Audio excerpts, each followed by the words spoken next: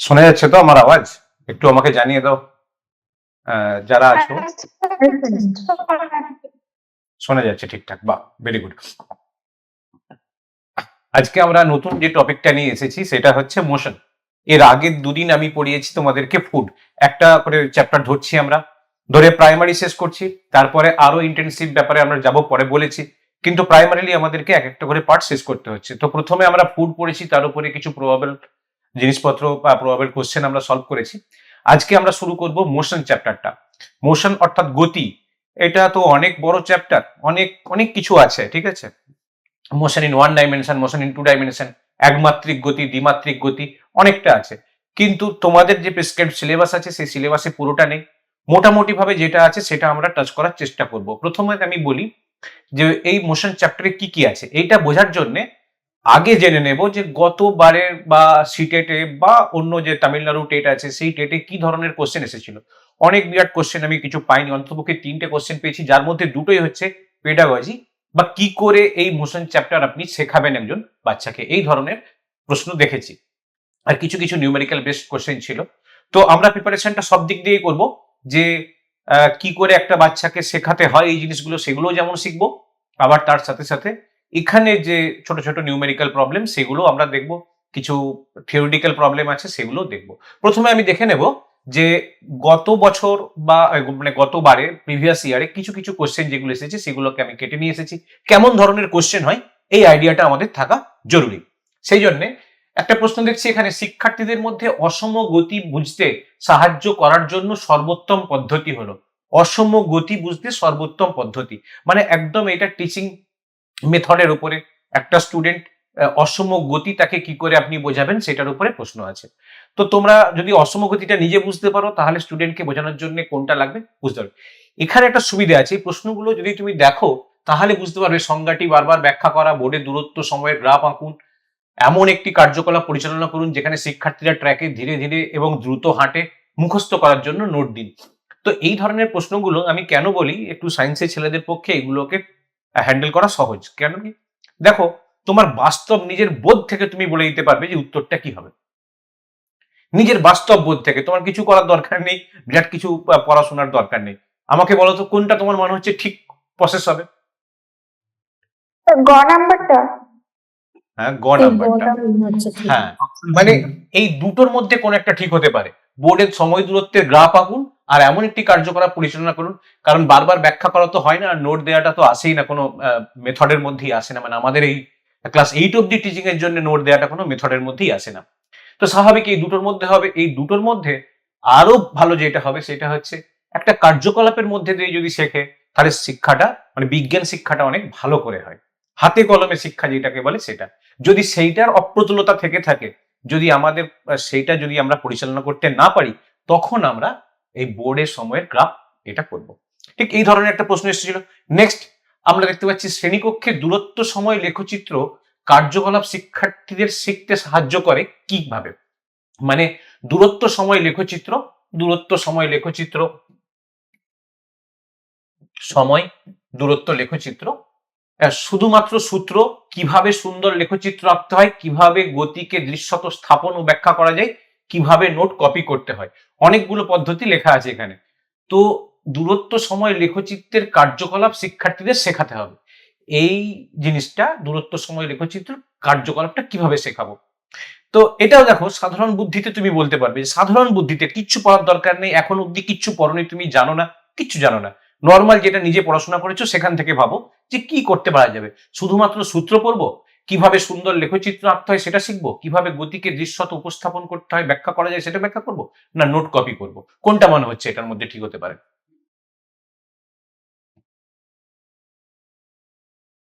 Sir গ আর ক্ষয়ের মধ্যে মানে কনফিউশন হচ্ছে। দেখো খ সুন্দর হতে পারে।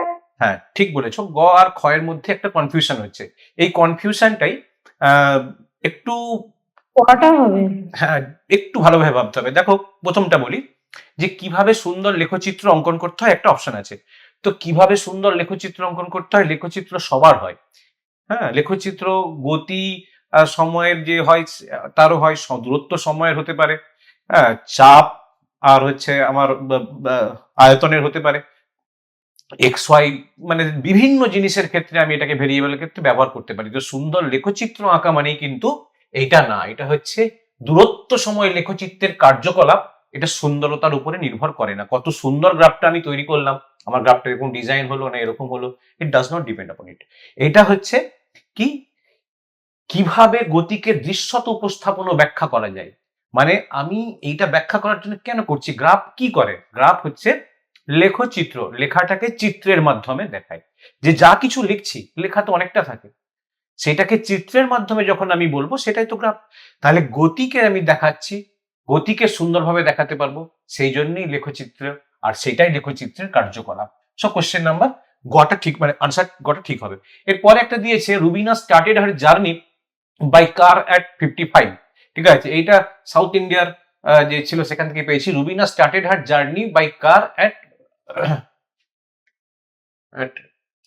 এটা এসে 1650, 16:50 রুবিনা তার অ্যান্ড ফিনিশড 21:15। ঠিক আছে, on the same day the time taken in completing the journey. খুব সহজ প্রশ্ন একটা, শুধুমাত্র টাইমের ক্যালকুলেশন করতে হবে। ঠিক আছে, এইটাই ছিল একটা ক্যালকুলেশন বেসিস, মানে মোশন টাইমের ব্যাপার। সেখানে ছিল সেম ডেতে 16:50 জার্নি শুরু করেছে আর 21:15 শেষ করেছে। জাস্ট মাইনাস করলে আসবে, টাইম ক্যালকুলেশন মাইনাস করাটা এখানে শেখানো হয়েছে। ঠিক আছে, এটা অন্য কিছু ব্যাপার নেই। সায়েন্স ব্যাকগ্রাউন্ডের স্টুডেন্টদের জন্য এটা একদম, মানে কি বলবো, জল ভাত বললে অনেক কিছু বলা হয়, জল বললেও বেশি বলা হয়। ঠিক আছে, হাওয়া বলা যায়। ঠিক আছে, এটা সহজেই করে ফেলতে পারবে তারা, কারণ 5-6 এর ছেলেদেরকে তারা শিখিয়ে এসেছে, শেখাবে। তো এই ধরনের কোশ্চেন ছিল, কিন্তু কোশ্চেন যেমনই হোক, আগে কোশ্চেন কি ছিল আর মানে সেইটা ধরে আমরা একটা কনসেপশন পেতে পারি, কিন্তু নতুন যে কোশ্চেন গুলো আসবে সেটা কিন্তু আরো টিপিক্যাল হতে পারে, কারণ এখন কম্পিটিশন অনেক বেড়ে গেছে, এখন নতুন নতুন মার্কেটে স্টুডেন্ট চলে এসেছে, তারা অনেক বেশি আপডেটেড। তো ফলে কি হয়েছে, কোশ্চেনের প্যাটার্নও বদলে গেছে, সব পরীক্ষাতে কোশ্চেনের প্যাটার্ন বদলে গেছে। তো আমরা টোটালটাই পড়বো মোশনের, এই টোটাল মোশনটা পড়ে তারপর আমরা দেখবো কিছু কোশ্চেন সলভ করতে আমরা পারি কিনা, আমাদের নিজের যেটা হয়েছে সেটা একটু জাজ করে নেব। তো স্টার্ট করছি আমি আজকে মোশনের ব্যাপারটা। ঠিক আছে, মোশনটা স্টার্ট করার জন্য প্রথমেই আমরা দেখব মোশন বা গতি এটা কত ধরনের আছে। গতি বা মোশন, এটা বলতে গেলে আমার প্রথমে মনে হচ্ছে যে আগে বলা দরকার গতি কি জিনিস আর স্থিতি কি জিনিস। তোমরা সকলেই জানো, তবু আমি একবার বলছি, একটু রিকল করো। যে স্থিতি আর গতি, এটা বলতে গেলে বোঝায় একটা বস্তু যখন তার আশেপাশে যেসব বস্তু আছে, সারাউন্ডিংসে যেসব বস্তু আছে, তার সাপেক্ষে যখন স্থান পরিবর্তন করে, তখন আমরা বলি বস্তুটা গতিতে আছে। আর যদি আশেপাশের বস্তু সাপেক্ষে স্থান পরিবর্তন না করে, তখন আমরা বলি স্থিতিতে আছে। ফর এক্সাম্পল, একটা গাছ আর একটা সাইকেল,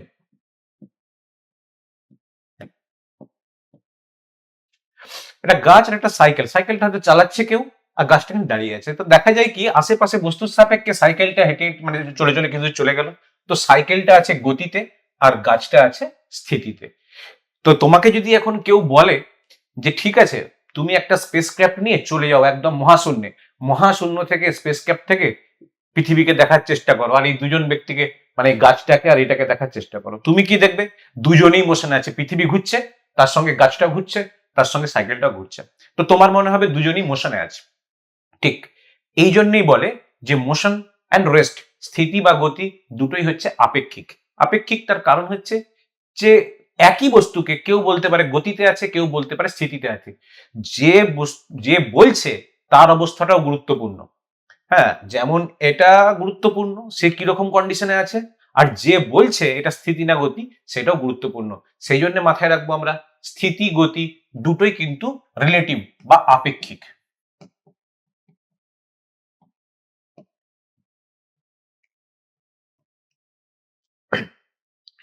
সেই জন্যই আমরা বলেছি যে কোনো বস্তু তার আশেপাশের বস্তু সাপেক্ষে যদি স্থান পরিবর্তন করে তাহলে সেটা গতিতে আছে, যদি স্থান পরিবর্তন না করে তাহলে সেটা স্থিতিতে আছে।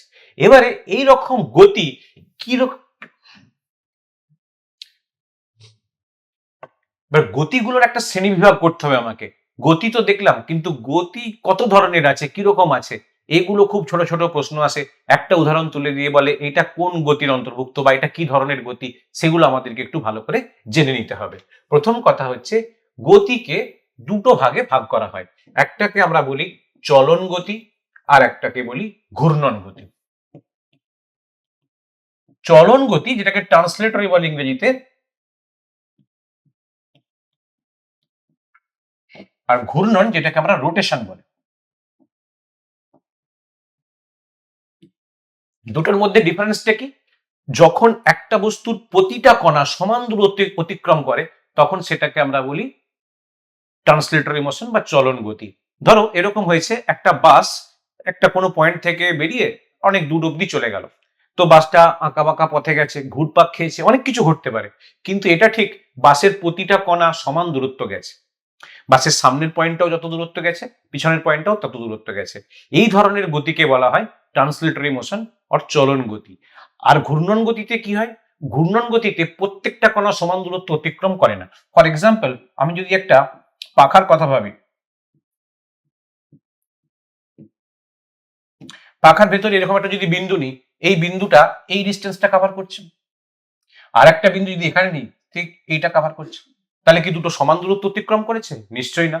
তাহলে ঘূর্ণনে কি হয়? ঘূর্ণনে একটা বস্তুকে কেন্দ্র করে পুরো বস্তুটা ঘুরতে থাকে, এটাকে বলে ঘূর্ণন।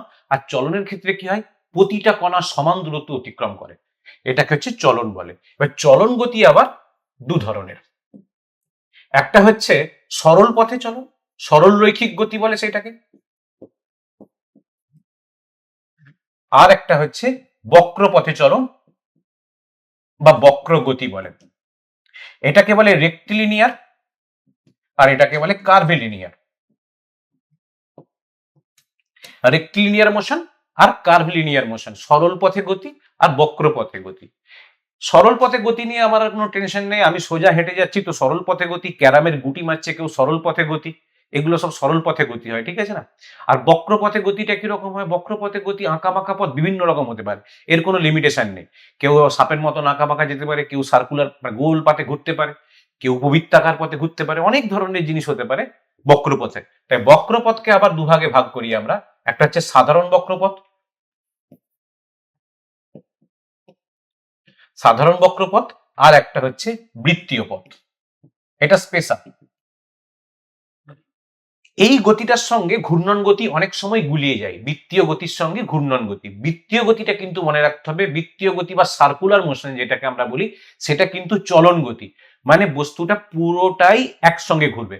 যেমন হয় কি, যেমন হচ্ছে মিউজিক্যাল চেয়ার খেলার সময়, মিউজিক্যাল চেয়ার খেলার সময় যে প্রতিযোগী সে গোল হয়ে ঘুরছে, তো সে যে পথে ঘুরছে তার গতিটা হচ্ছে বৃত্তীয় গতি, ঘূর্ণন গতি কিন্তু না, ঠিক?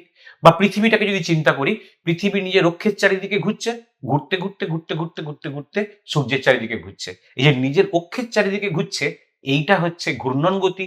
আর এই ঘুরতে ঘুরতে ঘুরতে ঘুরতে ঘুরতে ঘুরতে সূর্যের চারিদিকে যে ঘুরছে সেইটা হচ্ছে বৃত্তীয় গতি। অনেক সময় এই বৃত্তীয় গতি এবং ঘূর্ণন গতির মধ্যে একটা কনফিউশন আসে, ছোটবেলায় পড়েছিলে, আরেকবার ওই জন্য মনে করাচ্ছি।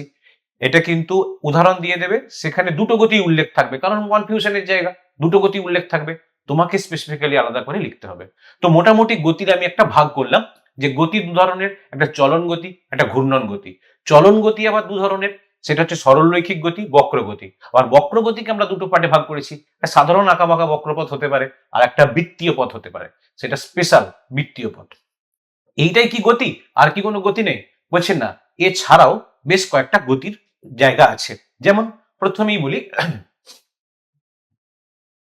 একই বস্তু মানে একটা বস্তু যদি একটা গতি বারবার রিপিট করে, একটা বস্তু সেই গতিটাকে বারবার রিপিট করছে, ফর এক্সাম্পল কি আছে, একটা ঘড়ির কাঁটা সে এই ঘুরছে, এই ঘুরছে, বারবার বারবার রিপিট করছে, বা একটা দোলনা এই ঘুরছে, এই যাচ্ছে পেন্ডুলাম। তো একই পথে যদি বারবার ঘুরে ঘুরতে থাকে তখন সেটাকে, মানে একই গতি যদি রিপিট হতে থাকে তখন সেটাকে আমরা বলি পর্যাবৃত্ত গতি,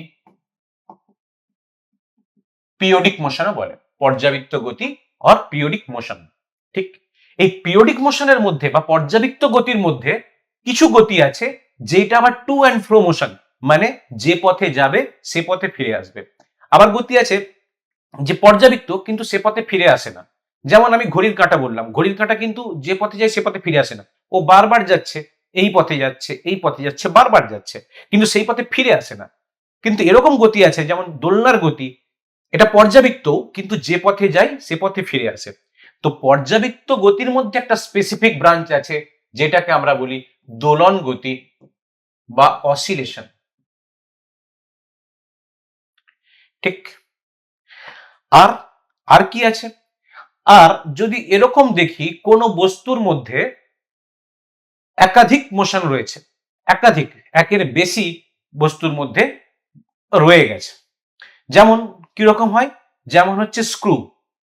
স্ক্রু যখন আমরা অন থাকে, স্ক্রু ড্রাইভার দিয়ে যখন আমরা খুলি, তখন কি হয়, একটা ঘূর্ণন গতি দিই, ঘূর্ণন গতি দেওয়ার সঙ্গে সঙ্গে স্ক্রুটা সামনের দিকে এগিয়ে যায় বা পিছনের দিকে ফিরে আসে। ঠিক, যখন ঘুরছে এটা হচ্ছে ঘূর্ণন গতি, আর সামনের দিকে যে এগিয়ে যাচ্ছে সেটা হচ্ছে চলন গতি। তাহলে একই বস্তুর ভেতরে যদি দুরকম গতি থাকে, তখন দুরকম বা তিন রকম গতিও থাকতে পারে, তখন সেটাকে আমরা বলি মিশ্র গতি।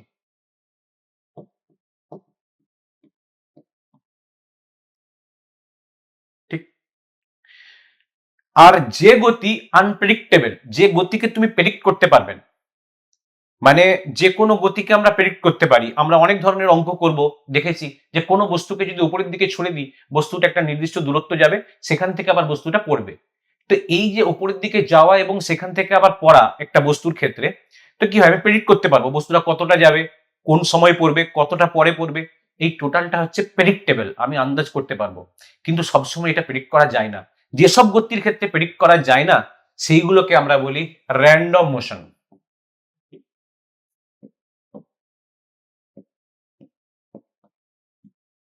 যেমন এই র্যান্ডম মোশন তোমরা আবার দেখতে পাবে কোন জায়গাতে, যেমন হচ্ছে গ্যাসের পার্টিকেল গুলো, একটা গ্যাস আছে, একটা গ্যাসীয় পদার্থ, গ্যাসীয় পদার্থের পার্টিকেল গুলো কোন দিকে মুভ করবে, আমরা কেউ জানি কোন দিকে মুভ করবে? এভরি পসিবল ডিরেকশন, যে কোনো দিকটাই হচ্ছে তার পসিবল ডিরেকশন, কোনো পার্টিকুলার তার চয়েস নেই যে আমি এইদিকে বাঁ দিকে যাবো কি ডান দিকে যাবো। এই মোশন গুলোকে আগে থেকে প্রেডিক্ট করা যায় না, এগুলোকে বলে র্যান্ডম মোশন। তো গতিকে আমি নর্মালি যেটা ভাগ করেছি, দেখতে পেয়েছো তোমরা, গতি হচ্ছে দু ধরনের। আর প্রথমেই বলেছি গতি আর স্থিতি হচ্ছে আপেক্ষিক, এবং যে গতিটা আমরা দেখছি সেটা হচ্ছে আশেপাশের সাপেক্ষে বস্তুটা গতিশীল, আশেপাশের সাপেক্ষে বস্তুটা তার স্থান পরিবর্তন করছে সময়ের সঙ্গে সঙ্গে, সেটাকে আমরা বলছি গতি। এবারে গতির এই ভাগগুলো আমরা পরপর দেখলাম। ঠিক। এরপরে এই গতি রিলেটেড কিছু সংজ্ঞা আমাদেরকে পড়ে নিতে হবে। এখানে কেমন ধরনের প্রশ্ন আসে আমি উদাহরণ দিচ্ছি, দেখতে থাকুন। যে প্রথমেই হয়তো তোমাকে প্রশ্ন করলো যে আহ লাট্টু, লাট্টুর যে গতি, ঠিক আছে, এই গতিটা অ্যাকচুয়ালি কিসের গতি, মানে এটা গতিটা কি ধরনের গতি, এটা চলন গতি, এটা ঘূর্ণন গতি, এটা কি ধরনের গতি, বা এটা তোমাকে বলে দিল দোলন গতি, এটা বলে দিল পর্যাবৃত্ত গতি, কি ধরনের গতি। ঠিক আছে, এবার একাধিক গতি হতে পারে উত্তরে, আমি পর্যাবৃত্ত গতিটা বাদ রাখলাম, দোলনটা ধরলাম। ঠিক আছে, তো এটা কি হতে পারে, লাট্টুর গতিটা চলন হতে হবে না ঘূর্ণন হবে? ঘূর্ণন গতি। ঘূর্ণন হবে অ্যাকচুয়ালি। এবারে যদি এখানে মিশ্র গতি দেওয়া থাকে, লাট্টু জেনারেলি একটা জায়গায় দাঁড়িয়ে থেকে ঘুরতে পারে না, ঘূর্ণনের সঙ্গে সঙ্গে লাট্টুটা সেই জায়গা থেকে ধীরে ধীরে ধীরে ধীরে বিভিন্ন জায়গায় যাতায়াত করে, তো তখন সেটাকে আমরা মিশ্র গতির আন্ডারে ফেলবো। ঠিক আছে, আবার এরকম বলতে পারে যে ইলেকট্রনগুলো নিউক্লিয়াসের চারিদিকে ঘুরছে, হ্যাঁ, নিউক্লিয়াসের চারিদিকে ইলেকট্রনগুলো ঘুরছে, এটা কি গতি হবে, ঘূর্ণন গতি নাকি বৃত্তপথে গতি, কি হবে এটা? নাকি কি ব্যাপারটা বলুন? আমি বলছি যে নিউক্লিয়াস আছে, নিউক্লিয়াসের চারিদিকে ঘুরছে হচ্ছে ইলেকট্রনগুলো। নিলস বোরের তত্ত্ব অনুযায়ী আমরা জানি যে নিউক্লিয়াসের চারিদিকে ইলেকট্রনগুলো ঘুরছে, তো ইলেকট্রনগুলো যে ঘুরছে এটা কি কি গতি বলবো এটাকে আমি? এটাও ঘূর্ণন গতি হবে। বৃত্তীয় বৃত্তীয় গতি বা বক্রগতি, দুটোর মধ্যে কিছু একটা হবে, যেটা অপশনে থাকবে সেটা। কারণ এখানে একটা ইলেকট্রন পুরো বডি সহ ঘুরছে, ঘুরছে হয়তো বলছি, বাট এটা ঘূর্ণন না, এটা হচ্ছে বৃত্তীয় গতি। ঘূর্ণনে কিন্তু একটা বিন্দু স্থির থাকবে। ঠিক। তো এই ধরনের কনফিউশন অনেক সময় এলেও আসতে পারে। তো এই গতির ফার্স্ট পার্টটা পড়ার পরে, বিভিন্ন এক্সাম্পল পড়ার পরে আমাদেরকে গতি রিলেটেড কিছু সংজ্ঞা এবং তার বিভিন্ন ক্যারেক্টারিস্টিক্স এর ব্যাপারে একটু জেনে নিতে হয়, সেটা আমরা জানবো আজকে। সরি, গতি রিলেটেড বিভিন্ন সংজ্ঞা যেটা বলছিলাম সেটা প্রথমেই হচ্ছে, গতি যখন পড়লাম আমরা, প্রথম যে সংজ্ঞাটা আমাদেরকে জানতে হয় সেটা হচ্ছে সরণ ও অতিক্রান্ত দূরত্ব।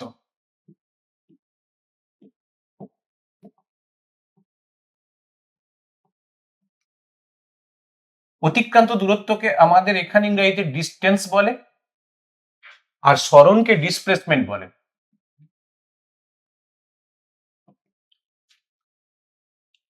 অ্যাকচুয়ালি এই দুটো, একটা বস্তু যখন গতিশীল থাকে তখন সে তার অবস্থান পরিবর্তন করে। আমি বললাম সময়ের সঙ্গে সঙ্গে বস্তু তার অবস্থান পরিবর্তন করে। একটা বস্তু যখন গতিতে থাকে তখন সে তার অবস্থান পরিবর্তন করে। এই অবস্থান পরিবর্তন করে মানে তার প্রাথমিক কিছু একটা অবস্থান থাকবে। ধরে নিলাম তার প্রাথমিক অবস্থান বা ইনিশিয়াল পজিশন একটা, তারপরে সে এঁকে বেঁকে পথে বিভিন্ন জায়গায় করে চা খেয়ে গল্প করে এখানটায় এসে হাজির হয়েছে। তো শুরু করেছে এ থেকে আর শেষ করেছে বিতে। তো বিভিন্ন রাস্তা আঁকা বাঁকা পথ পেয়েছে, অনেক রাস্তা পেরিয়ে সে আজকে এখানে এসে হাজির হয়েছে। তো এখানে অ্যাকর্ডিং টু ফিজিক্স কি লাগে? অ্যাকর্ডিং টু ফিজিক্স দুটো তার ফ্যাক্টর এখানে কাজ করে। একটাকে আমরা বলি সরণ আর একটাকে বলি অতিক্রান্ত দূরত্ব। সরণ মানে কি? সে যেখানে ছিল আর যেখানে এসেছে, কোন পথে এসেছে আমার জানার দরকার নেই, বা সে কিভাবে এসেছে, কোন পথে এসেছে, কিচ্ছু আমার জানার দরকার নেই। আমি দেখব ডিসপ্লেসমেন্ট কতখানি, মানে এই প্লেসে ছিল আর এই প্লেসে এসেছে। তো এই দুটোর মধ্যে আমি একটা সরলরৈখিক মানে সরলরেখা আঁকবো। এই সরলরেখার যে দূরত্বটা সেইটার নাম হচ্ছে সরণ। আর মোট যে পথটা এসেছে সেই পথটার নাম হচ্ছে অতিক্রান্ত দূরত্ব। মানে তুমি ট্যাক্সি করে বাড়ি ফিরেছো, ট্যাক্সিওয়ালা যে পথটার জন্য টাকা নেবে সেইটা হচ্ছে তোমার অতিক্রান্ত দূরত্ব। আর তোমার মা যেটা মনে করে যে তুমি যেখানে ছিলে আর যেখান থেকে বাড়িতে এসেছো সেটা হচ্ছে সরণ। মা মনে করে সেট করে চলে আসবে, কিন্তু সেটা হয় না, ঘুরে ফিরে বিভিন্ন রাস্তা দিয়ে আসতে হয়। তো এই যে বড় রাস্তাটা ঘুরে ফিরে বিভিন্ন জায়গায় যাই সেটা হচ্ছে অতিক্রান্ত দূরত্ব, আর সোজা যে রাস্তাটা সেটা হচ্ছে সরণ। দেখা যায় সরণ সবসময় কি হয়? ছোটই হয়। কিন্তু একটা এমন কন্ডিশন আসতে পারে যেখানে সরণ আর অতিক্রান্ত দূরত্ব সমান হতে পারে, কিন্তু কখনো এরকম হবে না যে অতিক্রান্ত দূরত্বটা ছোট হয়ে যাবে সরণটা বেশি হয়ে যাবে, এরকম হবে না। হবে কি করে? দেখতে তো পাচ্ছ, এই যে সরলরৈখিক দূরত্ব, তোমরা তো অঙ্কে বা যে কোনো জায়গায় শিখেছো, দুটো বিন্দুর মধ্যে সবচেয়ে শর্টেস্ট ডিস্টেন্সটাই হচ্ছে সরলরৈখিক দূরত্ব। তো এটা শর্টেস্ট। এবারে কি হয়? এরকম তো হতেই পারে কোনো বস্তু এ আর বি, এই দুটো বিন্দুর মধ্যে সিধা এরকম ভাবে গেছে, তাহলে তার কি হবে? সরণও যা হবে অতিক্রান্ত দূরত্বও তাই হবে। এটা হতে পারে।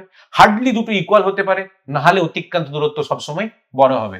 সো এটা ঠিকঠাক জিনিস। ঠিক আছে, এবারে মাপবো কিসে? এখান থেকে এই দূরত্বটা মাপার জন্য আমার কি ব্যবহার করতে হবে? এই দূরত্বটা মাপার জন্য আমাদেরকে স্কেল বা ফিতে এগুলো ব্যবহার করতে হবে। ঠিক আছে, স্কেল ফিতে ব্যবহার করার জন্য এটা একটা কোশ্চেন হয় অনেক সময়, যে আপনি একটা স্টুডেন্টকে, একটা ছাত্রকে কি করে বোঝাবেন এই জিনিসটা। এটা বোঝানোর জন্য আপনাকে তো আগে তাকে অন্য চ্যাপ্টার বোঝাতে হবে। অন্য চ্যাপ্টার মানে কি করে মেজারমেন্ট করতে হয়, পরিমাপ পদ্ধতি বোঝাতে হয়। আর স্বাভাবিক যে যখন আমাদের সিলেবাস রেডি হয়, সিলেবাসে মোশন চ্যাপ্টারের আগে অবশ্যই পরিমাপ চ্যাপ্টার দেওয়া উচিত। মানে যে কোনো ফিজিক্স বা কেমিস্ট্রি চ্যাপ্টারের আগে পরিমাপ চ্যাপ্টার দেওয়া উচিত। মাপতে না জানলে সায়েন্স পড়া হয়? হবে না। তো এটা বোঝা গেল সরণ অতিক্রান্ত দূরত্ব কিভাবে ক্যালকুলেট করতে হয়। এখন যদি আমি ফিতেতে এটা দিয়ে মাপি, তাহলে আমি যেটা পাবো সেটা মেপে কি পাবো? হয় পাবো 5 সেন্টিমিটার, কি 10 সেন্টিমিটার, কি 20 সেন্টিমিটার, বা 20 মিটার, বা 20 কিলোমিটার, বা 20 ফুট, যা কিছু তো একটা পাবো। সেটা হচ্ছে মিটার, সেন্টিমিটার, ফুট, এই জিনিসগুলো পাবো। তো এখন আমার কাছে সময় নেই, বা তোমাদের কাছেও সময় নেই ডিটেলসে পরিমাপ চ্যাপ্টারের ওই যে স্কেলার রাশি, ভেক্টর রাশি, এসআই পদ্ধতি, সিজিএস পদ্ধতি টোটালটা পড়ার। তো আমরা মোটামুটি কিছু জানি, যেগুলো হচ্ছে সিজিএস পদ্ধতি হচ্ছে এমকেএস পদ্ধতি, এই সরি এসআই পদ্ধতি হচ্ছে এমকেএস পদ্ধতি, মিটার কিলোগ্রাম সেকেন্ড, আর সিজিএস পদ্ধতি হচ্ছে সেন্টিমিটার গ্রাম সেকেন্ড। তো স্বাভাবিকভাবে আমরা এই দুটো পদ্ধতি মাথায় রেখেই চলবো, আর ডিটেলসে বলার কিছু নেই। তো এসআই পদ্ধতিতে যদি আমি এটাকে মাপি, এটার একক হবে মিটার, আর যদি সিজিএস পদ্ধতিতে মাপি তাহলে তার একক হবে সেন্টিমিটার। আর একটা হতো এফপিএস পদ্ধতি, যেটা এখন অবসলিউট হয়ে গেছে, শুধুমাত্র ইঞ্জিনিয়ারিং এ লাগে আর প্রমোটিং ব্যবসায় লাগে। এফপিএস ফুট পাউন্ড সেকেন্ড, সেখানে হতো ফুট। মজার ব্যাপার হচ্ছে সরণি মাপি আর অতিক্রান্ত দৈর্ঘ্য মাপি এই একই ইউনিট দিয়ে মাপতে হবে, সেই জন্য দুটোর ইউনিট সেম। ঠিক, এবারে কি হয়? যেহেতু সরণের একটা অভিমুখ আছে, অভিমুখ মানে কি, দুটো পার্টিকুলার তো পয়েন্ট আছে, ফিক্সড পয়েন্ট আছে, এ বিন্দু আর বি বিন্দু, এই দুটো যেহেতু ফিক্সড পয়েন্ট তাই একটা নির্দিষ্ট দিক আছে, সেই জন্যে সরণটা হচ্ছে ভেক্টর রাশি। আমরা জানি রাশিকে সাধারণভাবে দুটো ভাগে ভাগ করা হয়, একটা হচ্ছে স্কেলার রাশি আর একটা হচ্ছে ভেক্টর রাশি। যেসব রাশির মান ও অভিমুখ দুই আছে সেগুলো হচ্ছে ভেক্টর রাশি, আর যাদের শুধুমাত্র মান আছে অভিমুখের উপর নির্ভরশীল না সেটা হচ্ছে স্কেলার রাশি।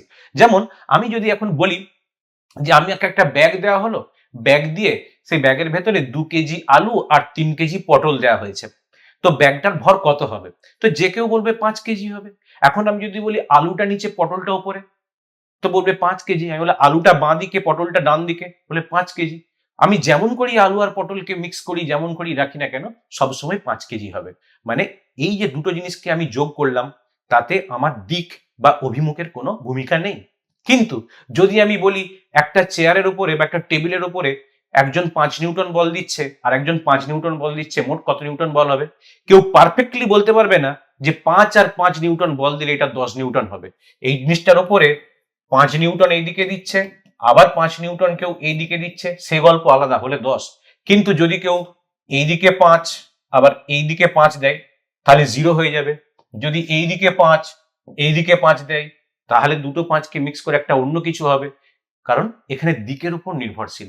যেসব রাশিগুলো দিকের উপর নির্ভরশীল সেগুলোকে বলা হয় ভেক্টর, আর যেসব রাশিগুলো, দেখো মানের উপর তো সবাই নির্ভরশীল হবে, এটা তো বলার কিছু নেই, দিকের উপর নির্ভর করে না, যেমন অতিক্রান্ত দূরত্ব, সেটা হচ্ছে স্কেলার। এবারে এই যে সরণটা ঘটাবে, এই সরণটা ঘটানোর জন্য তার তো সময় লাগবে একটু। সরণ তো হয়েছে, সরণের জন্য সময় তো লাগবে, বা অতিক্রান্ত দূরত্ব করেছে, সময় তো লাগবে। তো যদি এর হার বার করি আমরা, সময়ের সাপেক্ষে অবশ্যই, সময় দিয়ে যদি এর হার বার করি তাহলে আমি যেটা পাবো,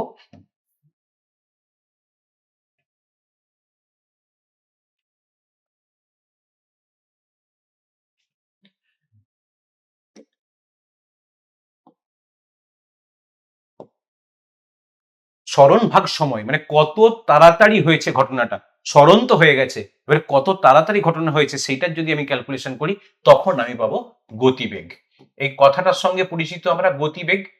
আর এই দিকেও যদি অতিক্রান্ত দূরত্বটাকে আমি মাপকাঠি করি, অতিক্রান্ত দূরত্ব ভাগ সময় যদি করি আমি, তাহলে যেটা পাবো সেটাকে বলে দ্রুতি। ইংরেজি নামটাতে বেশি পরিচিত আমরা, দ্রুতির জন্য আমরা শিখেছি স্পিড, স্পিড, হ্যাঁ, আর গতিবেগের জন্য শিখেছি ভেলোসিটি। ভেলোসিটি। এই হচ্ছে ব্যাপার। তাহলে এখানে সরণের একক, এসআই একক কি শিখেছিলাম? সরণের এসআই একক ছিল মিটার, আর সময়ের একক কি? সেকেন্ড। এখানে কি? Obviously same thing, metre second. So দেখতে হচ্ছে মিটার পার সেকেন্ড, আগে লেখা হতো মিটার পার সেকেন্ড। এখন যে নতুন নোটেশন এসেছে, নতুন নোটেশনে এই ধরনের লেখাটা, মানে এসআই সিস্টেমে এই ধরনের লেখা চলে না। কিছু কিছু নিয়ম এসেছে না, নিয়মে কি হয়েছে, এমএস এভাবে লিখতে হয়, কোনো ডট ব্যবহার করে চলে না, হ্যাঁ, এরকম এভাবে আর লেখা চলে না, লিখতে হয় এইভাবে, M S minus metre per second. ঠিক, তো এখন আমাকে দেখতে হবে যে সরণ এইটা কি ছিল, স্কেলার না ভেক্টর? সরণটা ছিল ভেক্টর রাশি। তো সময় এইটা হচ্ছে স্কেলার, সময় তো ব্যাপার কি, সময় 1 সেকেন্ড 2 সেকেন্ড 5 সেকেন্ড দিকের উপর তো নির্ভর করে না, তাই এইটা ছিল ভেক্টর আর নিচেরটা স্কেলার, দুটো মিলিয়ে যে রাশিটা তৈরি হবে সেটা ভেক্টর। আর এখানে কি ছিল, এটাও স্কেলার এটাও স্কেলার, দুটো মিলিয়ে যে রাশিটা তৈরি হলো সেই রাশিটা হচ্ছে স্কেলার। এই ছিল আমাদের সরণ, অতিক্রান্ত দূরত্ব, গতিবেগ এবং দ্রুতি। ঠিক, এবারে আমি একটা নর্মাল তোমাদেরকে সিচুয়েশন দিচ্ছি, সেই সিচুয়েশনটা দেখে আমাকে বলার চেষ্টা করো যে এখানে সরণ আর দ্রুতি কি করে বের করবে। দ্রুত বার করবে দ্রুতি আর গতিবেগ। সিচুয়েশনটা হচ্ছে এ বি সি, একটা বস্তু এ থেকে বি হয়ে সি তে পৌঁছেছে। তো এখন ধরে নিলাম এটা হচ্ছে আমার 6 মিটার, আর এটা ধরে নিলাম 8 মিটার। তো বলছে বস্তুটা এ থেকে বি তে সি তে পৌঁছেছে, ঠিক আছে, আর এইটার জন্য টাইম লেগেছে মেবি এর টাইম লেগেছে 5 সেকেন্ড। এখন আমাকে বলো চারটে পয়েন্ট, এক হচ্ছে সরণ, 2 হচ্ছে অতিক্রান্ত দূরত্ব, 3 হচ্ছে গতিবেগ, 4 হচ্ছে দ্রুতি। এই চারটে পয়েন্ট আমাকে বলতে হবে। বলো কি করে করবো, কেউ একজন। সরণ স্যার 10 আর অতিক্রান্ত দূরত্ব 14। সরণ 10 কেন করলে? স্যার ওই এসির ডিস্টেন্সটা বের করে নিয়েছি। এসিড অতিভুজটা বের করতে হবে। এসিড ডিস্টেন্সটা অতিভুজটা বার করে নিয়েছো পাইথাগোরাস থিওরেম দিয়ে। এটা হচ্ছে 6 square plus 8 square, that is 10। এটা 10 বেরিয়েছে। তাহলে সরণ হচ্ছে প্রাথমিক বিন্দু এবং শেষ বিন্দুর মধ্যে দূরত্ব, সো এটা হবে 10। এটা অতিক্রান্ত দূরত্বটা কত হবে? 6 আর 8। অতিক্রান্ত দূরত্ব হচ্ছে 14 মিটার। আর গতিবেগ, গতিবেগ গতিবেগ 2 মিটার পার সেকেন্ড। হ্যাঁ, গতিবেগ হচ্ছে সরণ ভাগ সময়, তার মানে হচ্ছে 10 ভাগ 2, সেটা হচ্ছে 10 ভাগ 5, 2 মিটার পার সেকেন্ড। আর দ্রুতি এটা হচ্ছে 14 ভাগ 5। 14 ভাগ 5 হচ্ছে 2.8। 2.8। দেখো এখানে যেটা আমরা আগে পড়েছিলাম যে অতিক্রান্ত দূরত্ব সাধারণভাবে বড় হয় বা সমান হয়, অবশ্যই এখানে বড় হয়েছে, নো প্রবলেম। আর ঠিক অতিক্রান্ত দূরত্ব যদি বড় হয় তাহলে দ্রুতিও বড় হবে বা সমান হবে। এইটা হচ্ছে আমাদের কনসেপশন ছিল, ছোট কনসেপশন। এখান থেকে বিরাট কিছু জিনিসপত্র আসে না, এই ধরনের ছোটখাটো ফিগার দেবে, যেই ফিগার থেকে কিছু জিনিস আননোন থাকবে। এটা আমি একটা মানে রাইট অ্যাঙ্গেল ট্রায়াঙ্গেল সমকোণী ত্রিভুজ দিয়ে দিয়েছি, কখনো এটা সেমি সার্কেল দিয়ে দিতে পারে, কখনো এটা সার্কেল দিয়ে দিতে পারে যেখানে বস্তুটা আবার ফিরে সেই জায়গায় চলে এসেছে। ফলে সেক্ষেত্রে যদি বস্তুটা ফিরে আবার সেই জায়গায় চলে আসে সেক্ষেত্রে কি হবে, আমার বস্তু যদি এরকম থাকতো, এই কন্ডিশনটাতে যদি আমি বলতাম বস্তু এ থেকে বি হয়ে সি হয়ে আবার এতে এসে হাজির হয়েছে, তখন নিউমেরিক্যালটা বদলে যেত একটু। কিরকম হতো বলতো? তখন সরণ কত হতো? সরণটা 0 হতো, অতিক্রান্ত দূরত্বটা হয়ে যেত 6 8 তারপর 10 স্যার 24। 24। হ্যাঁ 24 হয়ে যেত। সময় দিয়ে তুমি ভাগ করতে যেমন পেতে পেতে। তো এই হচ্ছে ব্যাপার, ছোটখাটো জিনিস থাকবে, সহজে ক্যালকুলেটটা করতে হবে। তার কারণ নিয়মটা কি? নিয়মটা হচ্ছে তোমরা পরীক্ষার টোটাল কত মার্কসের দেবে, তোমরা টোটাল পরীক্ষা দেবে 150 মার্কসের এই টেটটা, ঠিক আছে? তো সেখানে মিনিমাম পেতে কত হবে? 90 পেতে হবে।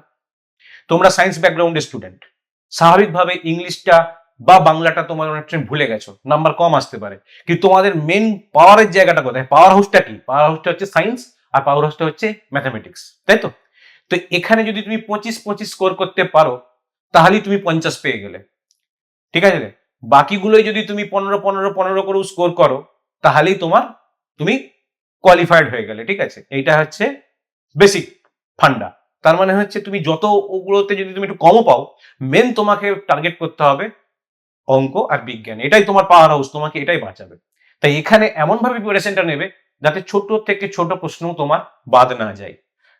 তো এই ছিল আমাদের সরণ এবং দ্রুতি। এবারে এদের এই জিনিসগুলোকে আমরা গ্রাফিক্যালি রিপ্রেজেন্ট করব। গ্রাফিক্যালি মানে গ্রাফের মাধ্যমে। আগেই বলছিলাম যে গ্রাফ কেন করা হয়, গ্রাফ করার নিয়মটাই হচ্ছে, কারণটাই হচ্ছে কোনো জিনিসকে সঠিক বা সুন্দরভাবে বোঝানোর জন্য। যেই জিনিসটা আমরা ডেটা দেখে বা চিত্র দেখে মানে এমনি যে পরিসংখ্যান আছে সেটা দেখে বুঝতে পারি না, বুঝতে অসুবিধে হয়, সময় লাগে, সেটা গ্রাফের সাহায্যে দেখলে আমরা বুঝতে পারবো। তো খেলার সময় আমরা দেখি বারবার ধরে উঠে গেছে একটা কার্ড, দেখে বুঝতে পারি যে এই দেখ দেখ দেখ দেখ সাউথ আফ্রিকার রানটা একটু চেপে গেছে এই 25 ওভারের পর থেকে, এটা আমরা দেখে বুঝতে পারি ওখানে না, যে কোনো লোকই। তো যাই হোক, আমরা নতুন একটা পেজে দেখব যে গ্রাফিক্যাল রিপ্রেজেন্টেশন। দেখো গ্রাফ গ্রাফ বলতে আমরা দ্বিমাত্রিক যে গ্রাফ কার্টেসিয়ান সিস্টেম সেটা ব্যবহার করব। স্বাভাবিকভাবে এই গ্রাফে একটা জায়গায় সময় আর একটা জায়গায় গতিবেগ বা একটা জায়গায় সরণ বা একটা জায়গায় ত্বরণ এরকম করে ব্যবহার করি। ত্বরণে আমি এখনো আসিনি। তো এই যে গ্রাফটা তৈরি করা হয়েছে, এই গ্রাফে স্বাভাবিক যে এক্স অ্যাক্সিসের উপরে আমরা টি বা সময়কে নির্দেশ করি। তো এর কি কোনো পার্টিকুলার নিয়ম আছে যে এক্স অ্যাক্সিসের উপরই ব্যবহার করতে হবে? বলো দেখি কোনো নিয়ম কি আছে?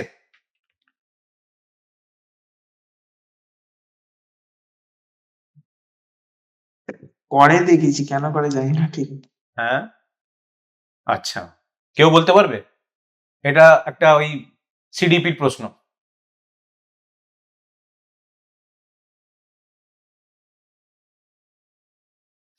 আমি বলি, দেখো এক্স এক্স যে অক্ষটা, দুটো অক্ষরের মধ্যে এক্স আর ওয়াই, প্রথমে কোনটা আসে অ্যালফাবেটিক্যালি? কোনটা আসে, এক্স না ওয়াই আসে? X এক্স আসে। তাহলে যেটাকে তুমি, এই যে গ্রাফ মানে হচ্ছে দুটো ভেরিয়েবল মধ্যে রিলেশন, দুটো ভেরিয়েবল থাকবে তার মধ্যে সম্পর্ক। তো যে ভেরিয়েবলটাকে তুমি প্রথম আইডেন্টিফাই করবে সেটা হচ্ছে এক্স অ্যাক্সিসে হবে, আর যে ভেরিয়েবলটাকে তুমি পরে আইডেন্টিফাই করবে সেটা ওয়াই অ্যাক্সিসে হবে।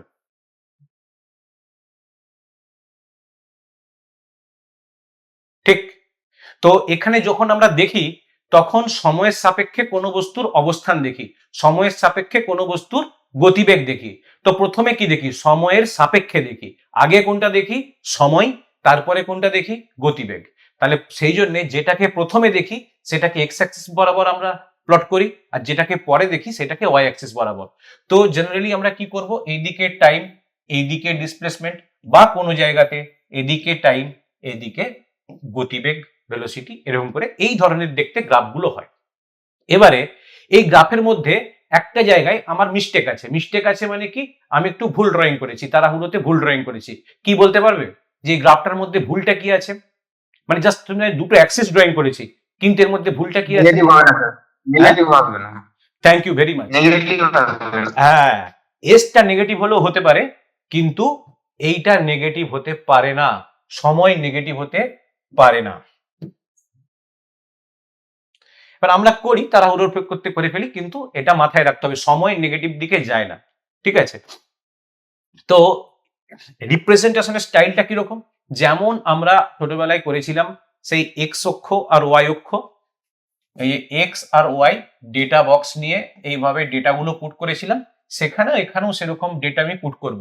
যে প্রথমে যদি কেউ বলে কোনো বস্তুর স্মরণ ঘটেছে, প্রথম সেকেন্ডে কত স্মরণ, দ্বিতীয় সেকেন্ডে কত স্মরণ, তাহলে সেটাকে আমি 1 2 3 4 5 6 করে নেব।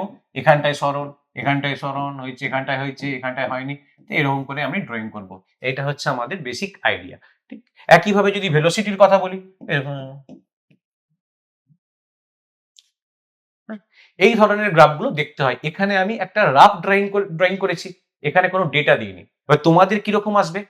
প্রথমত ডেটা বেসিস হবে, আর একটা হচ্ছে উইদাউট ডেটা ক্যাটেগরি ওয়াইজ হবে। মানে কিরকম দেখাচ্ছি, তোমাকে বললো একটি বস্তু সমবেগে চলছে, তার কি গতিবেগ, কি গ্রাফ আছে? তার হচ্ছে ভেলোসিটি টাইম গ্রাফ, মানে হচ্ছে বেগ এবং সময় সমগতিতে চলছে। মানে 1 সেকেন্ডে যা গতিবেগ 2 সেকেন্ডে তাই গতিবেগ, 3 সেকেন্ডে চাই 4 সেকেন্ডে তাই। তাহলে আমার গ্রাফটা হবে এরকম। ঠিক একইভাবে এই গ্রাফটাকে যদি বলে একটি বস্তু সমবেগে চলছে, তার সরণ সময় গ্রাফটা কেমন হবে, মানে এই গ্রাফটা কেমন হবে? এই দুটো ইকুইভ্যালেন্ট গ্রাফ কেমন হবে? তো দেখা যায় কি, যদি সমান গতিবেগে চলে তার সরণটা বাড়বে। কেমন ভাবে বাড়বে? স্ট্রেট লাইনে বাড়বে। স্ট্রেট লাইনে বাড়া মানে কিরকম বাড়া? হয় এরকম বাড়বে, না এরকম বাড়বে। এইটা বাড়া মানে কি? এইটা বাড়া মানে হচ্ছে 0 সেকেন্ড, মানে প্রাথমিকভাবে তার সরণ 0 ছিল, গ্র্যাজুয়ালি বেড়েছে। আর এখানে হচ্ছে প্রাথমিকভাবে কিছু একটা সরণ ছিল, তারপরে বস্তুটা বেড়েছে। তো এই দুটো গ্রাফ অনেক সময় এক, কনফিউশন তৈরি করে আমাদের এই দুটো গ্রাফকে দিয়ে। হয়তো তোমাকে বলেছে সমবেগে চলছে, কিন্তু এই গ্রাফটা দেয়া আছে, তুমি অবাক হয়ে গেলে যে এটা কি সমবেগে চলছে না সমবেগের না, তা কোনটায় কার্ভ হবে কোনটায় কার্ভ হবে না, সেই ব্যাপারে আমাদের পড়াশোনার একটু জরুরি আছে। ঠিক আছে? আমরা পড়েছি, সব জানি। হায়ার স্টাডিজ যখন আমরা পড়েছি না, সায়েন্সের যে কোনো সাবজেক্টই সায়েন্স পড়ি না কেন, এগুলো আমাদের কাছে খুব সিম্পল ব্যাপার। কিন্তু অনেক সময় কি হয়, চর্চার বসে আমরা ভুলে গেছি এই জিনিসগুলো। এগুলো মনে করিয়ে দেওয়া একবার তোমাদেরকে, এটাই আমাদের কাজ। ঠিক আছে? তো দেখো কোন গ্রাফ থেকে কি পাওয়া যায়, কিভাবে পাওয়া যায়, সেটা আমরা একটু দেখে নিই। গ্রাফ থেকে দু ধরনের জিনিস হয়, একটা হচ্ছে ডাইরেক্ট ক্যালকুলেশন, আর একটা হচ্ছে ইনডিরেক্ট ক্যালকুলেশন। একটা গ্রাফ থেকে দু ধরনের জিনিস হয়, একটা কি বললাম ডাইরেক্ট বা সরাসরি ক্যালকুলেশন, আর একটা হচ্ছে ইনডিরেক্ট ক্যালকুলেশন। মানে কি রকম? ধরো আমি লিখলাম টি, আর এইদিকে হচ্ছে এস। এই গ্রাফটা হচ্ছে সময়ের সঙ্গে সঙ্গে অতিক্রান্ত, মানে সরণের একটা গ্রাফ। তো বলেছে এরকম একটা ডেটা বক্স আছে, ডেটা বক্সে বলে দিয়েছে কোনো বস্তু প্রথম সেকেন্ডে গেছে, দ্বিতীয় সেকেন্ড, তৃতীয় সেকেন্ড।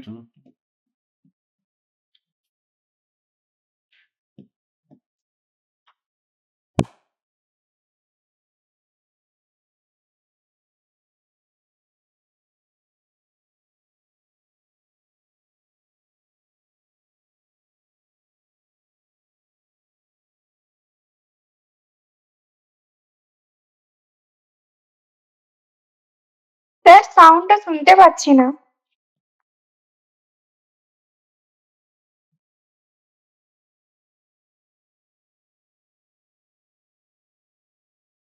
স্যার শোনা যাচ্ছে না।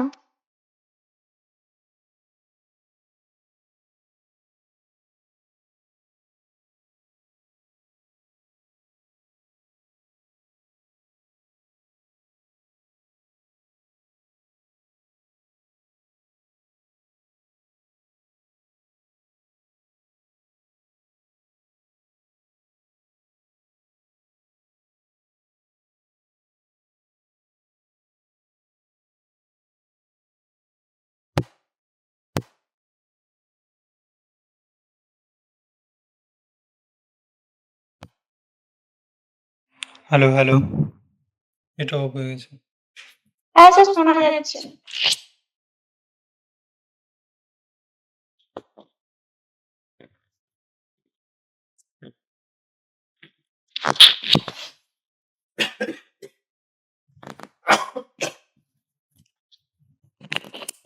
এটা অফ হয়ে গেছে।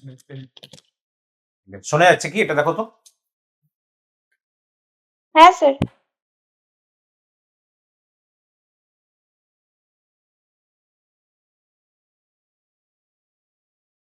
স্যার আবার প্রবলেম করছে। স্যার কিছু শোনা যাচ্ছে না।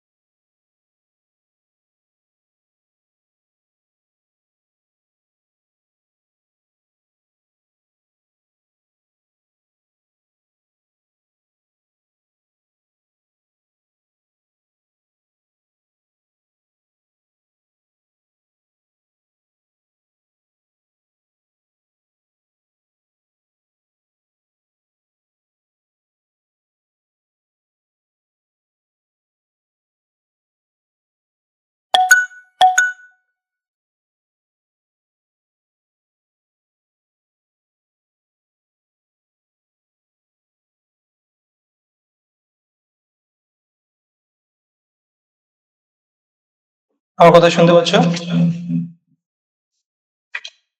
হ্যাঁ স্যার। বলছি যে 5 মিনিট তোমরা ওয়েট করে যাও। 5 মিনিট পর আবার ক্লাসটা শুরু হবে। অ্যাকচুয়ালি মাইকের ব্যাটারি একটু শেষ হয়ে গেছে, সেটা চার্জ হতে যতটা টাইম নেয়, হ্যাঁ? Okay sir.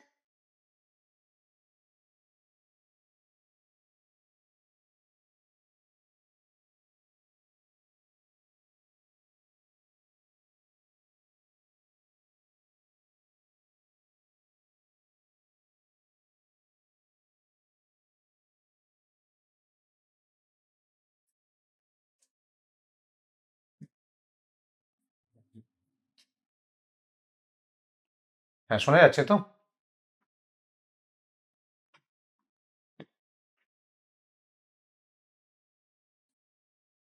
শোনা যাচ্ছে? হ্যাঁ, ওকে ওকে ওকে। তো ঠিক আছে, ধন্যবাদ তোমাদেরকে ধৈর্য দেখানোর জন্য। আসলে যে কোনো কারণেই হোক সাউন্ডটা চলে গেছিল, তো চেষ্টা করছি তাড়াতাড়ি করে তোমাদের টাইমের মধ্যে শেষ করার। তো আমরা জেনারেলি যেটা পড়ছিলাম সেটা হচ্ছে যে এই গ্রাফ থেকে কি করে আমাদেরকে গ্রাফ ইন্টারপ্রিটেশন, গ্রাফকে কি করে আমরা চিনবো এবং গ্রাফ থেকে কি করে যে কোশ্চেনগুলো আসবে সেগুলো সলভ করব, সেগুলো আমরা একটু দেখব। গ্রাফ থেকে দু ধরনের ক্যালকুলেশন হয়, একটা হচ্ছে ডাইরেক্ট ক্যালকুলেশন আর একটা হচ্ছে ইনডিরেক্ট ক্যালকুলেশন। ডাইরেক্ট ক্যালকুলেশনটা কিরকম? ধরো এই গ্রাফটা কি বলেছে, এস ভার্সেস টি। এস ভার্সেস টি, এই গ্রাফটার মানেটা কি? তার মানে তোমাকে যদি এখন বলে সময়ের সাপেক্ষে এই কোন ধরনের এস বার করতে, এস মানে হচ্ছে সরণ বার করতে, তুমি পারবে কি পারবে না?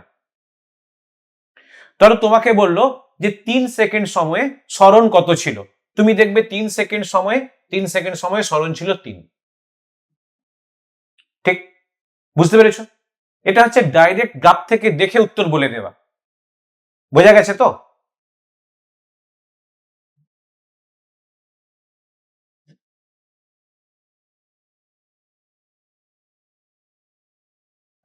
শোনা যাচ্ছে কি?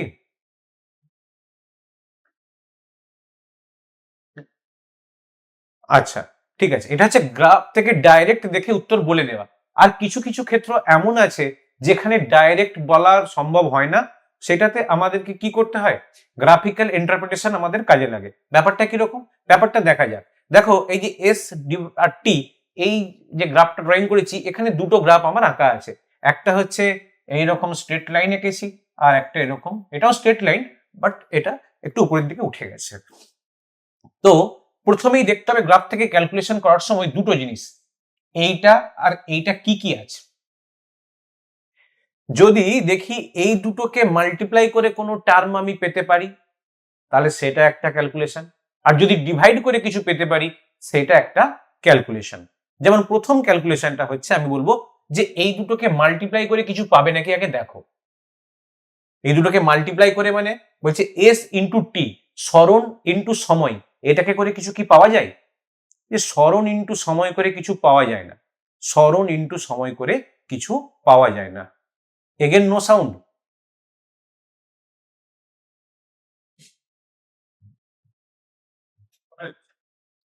লিখেছে নো সাউন্ড লেখা আছে। ওকে, তো প্রথমে দেখবো গুণ করে কিছু পাওয়া যায় কিনা, আর একবার দেখবো ভাগ করে কিছু পাওয়া যায় কিনা। তাহলে প্রথমে যদি আমি গুণ করি, এস আর টি যদি গুণ করি, কোন জিনিস কি পাবো আমি?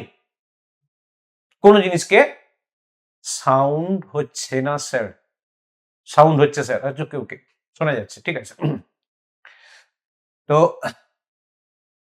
এস ইন্টু টি, এই দুটোকে গুণ করে কোনো কি রাশি আসতে পারে? না, কোনো রাশি এরকম নেই। বাট এস বাই টি এইটা করলে কিন্তু ভেলোসিটি আসতে পারে। তো দেখবো এই গ্রাফ থেকে হয় ডেটা ডাইরেক্টলি দেখে একটা উত্তর বলতে পারা যায়, আর না হলে দেখতে হবে হয় গুণ করে উত্তর হবে, নাহলে ভাগ করে উত্তর হবে। যদি গুণ করে উত্তর হয়, তাহলে এরিয়া আন্ডার দ্য কার্ভ।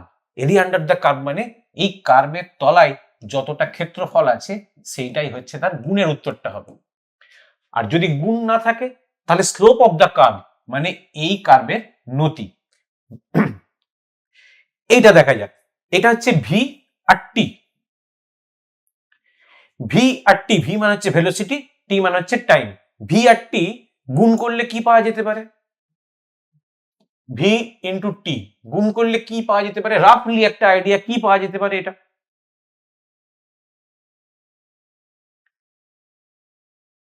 সরণ, ভেরি গুড, সরণ পাওয়া যেতে পারে। তাহলে যদি এই গ্রাফ থেকে আমাকে সরণ বার করতে বলে, আমরা কি বলেছি, যদি দুটোকে গুণ করে যে রেজাল্ট আসবে সেইটা পেতে গেলে এরিয়া আন্ডার দ্য কার্ভ। আমাকে যদি বলে এত সেকেন্ড অবধি আমি এই কার্ভটার ক্ষেত্রফল বার করব, স্বাভাবিকভাবে এটা একটা রেক্ট্যাঙ্গেল বা একটা আয়তক্ষেত্রের ক্ষেত্রফল হবে, ঠিক। আর যদি দেখা যায় যে যেটা বার করতে বলছে, যেমন আমি এখনো বলিনি, বলবো পরে বলে রেখেছি, সেটা হচ্ছে ভি ডিভাইডেড বাই টি। যদি দুটোকে ভাগ করা হয়, গতিবেগ আর সময়কে যদি ভাগ করা হয়, রাফলি হিসাবে আমরা যেটা পেতে পারি সেটাকে আমরা বলি অ্যাক্সেলারেশন বা ত্বরণ। তো তাহলে এই দুটো জিনিসকে ভাগ করলে আমি ত্বরণ পেতে পারি। তো যদি বলে এই গ্রাফ থেকে ত্বরণ কি করে পাবে, বলছে স্লোপ।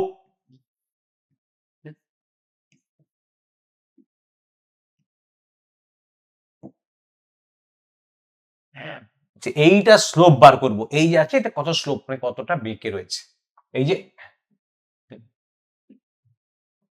এটা θ1 একটা স্লোপ আর এটা θ2 একটা স্লোপ, এই দুটো স্লোপ ক্যালকুলেট করলে আমি পেয়ে যাব। তাহলে অ্যাকচুয়ালি গ্রাফ থেকে দুটো ক্যালকুলেশন হয়।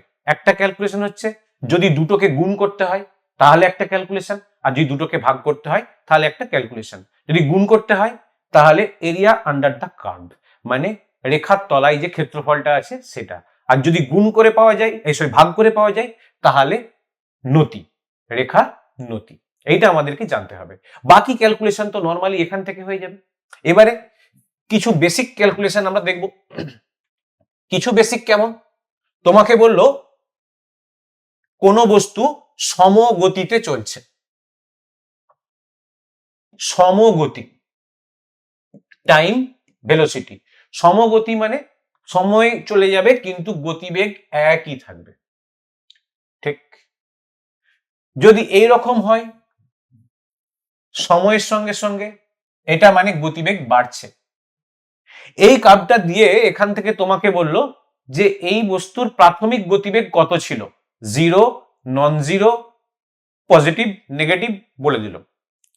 তা তুমি আইডিয়া করে বলো তো এই কার্ভটা থেকে, এই গ্রাফটা থেকে তুমি কি বলতে পারবে কোন বস্তুর প্রাথমিক গতিবেগ কি ছিল, কি বলবে? প্রাথমিক গতিবেগ ছিল নন জিরো, পজিটিভ, তাই তো? নন জিরো, পজিটিভ, এটা ছিল প্রাথমিক গতিবেগ। Non zero, non zero positive ছিল, ঠিক আছে?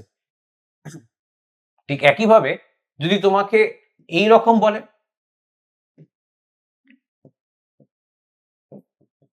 বলতো এইটা কি ইন্ডিকেট করছে? এটা হচ্ছে সময়, এইদিকে সরণ, সময়ের সঙ্গে সঙ্গে সরণ দেখানো রয়েছে। এটা কি ইন্ডিকেট করছে, কি ধরনের গতিবেগ হতে পারে এটা, বা কি হতে পারে, সিচুয়েশনটা কি? সময় চলে যাচ্ছে, তার সঙ্গে সরণ দেখানো রয়েছে, ফিক্সড সরণ। এর মানেটা কি?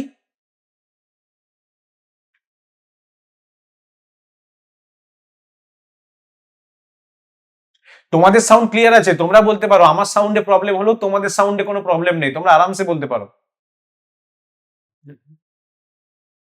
সরণ সেম আছে আর বাড়ছে না, সমান সরণ। দেখো, সরণ সেম আছে আর বাড়ছে না, এই কথাটার মানে হচ্ছে বস্তুটা, সরণ সেম আছে আর বাড়ছে না, সময় চলে গেছে, সরণ সেম আছে আর বাড়ছে না, এটার মানে হচ্ছে বস্তুটা কি আছে, বস্তুটা স্থির আছে, বস্তুটা স্টিল। হ্যাঁ, স্থির আছে বস্তু, ভেরি গুড, বস্তুটা স্থির আছে। তো দেখো এই দুটো গ্রাফ আমাদের মধ্যে একটা বড় কনফিউশন তৈরি করবে। ভালো করে দেখতে হবে যে গ্রাফের দুটো জায়গায় কি রকম কি রয়েছে, ঠিক? এগুলো যদি ঠিক মতো না তুমি আইডেন্টিফাই করো তাহলে ভুল হয়ে যাওয়ার সম্ভাবনা অনেক বেশি থাকবে। বোঝা গেছে? তো এইটা মোটামুটি আমরা পড়লাম। তো আজকে যেহেতু সময় শেষ হয়েছে, আজকে আমি আর নিউটনের গতিসূত্রে ঢুকবো না। নিউটনের গতিসূত্রে না ঢুকে আমরা গ্রাফ যতটা পড়লাম বা সরণ, বিভিন্ন ধরনের গতিকে যেটা আইডেন্টিফাই করেছি সেটা হচ্ছে ফার্স্ট পার্ট। মোশনের সেকেন্ড পার্ট আমি নেক্সট দিন পড়াবো। এই জায়গাটার থেকে কিছু কোশ্চেন আমি তৈরি করেছি, হয়তো আরো যেটা পড়ানোর ছিল সেইটা পড়ালে একসাথে টোটালটা করলে পুরো কোশ্চেন গুলো আমি ধরতে পারতাম, করা যেত। কিন্তু তবুও যতটা করা যায় আমরা চেষ্টা করব। মোটামুটি ভাবে নেক্সট দিন আবার আমি এই গ্রাফ থেকে শুরু করব। তার আগে আমি আগে বলো বুঝতে পারছো কিনা, বুঝতে পেরেছো কি যেটা বলেছি? কিছুটা তো বুঝতে পেরেছো নিশ্চয়ই, নাকি বুঝতে পারোনি? একটু বলো।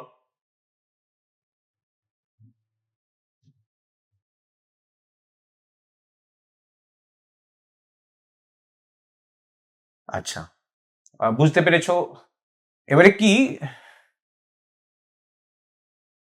আচ্ছা ভালোই বুঝেছি স্যার, ঠিক আছে বুঝেছো। আমি বলছি না এটা তোমাদের সহজ বিষয় এবং তোমরা ছোটবেলায় প্রত্যেকে পড়েছো, আর সায়েন্স নিয়ে পড়েছো মানে আমি বারবার ধরে বলছি যে সায়েন্স নিয়ে পড়েছো মানে তোমরা নিশ্চয়ই ভালো পড়াশোনা করেছিলে, না হলে সায়েন্স পড়ার সাহস জেনারেলি হয় না। তো ভালো যখন পড়াশোনা করেছিলে একটু মনে করলেই পারবে, আর একটা চাকরি পাওয়ার হক তোমাদের আছেই।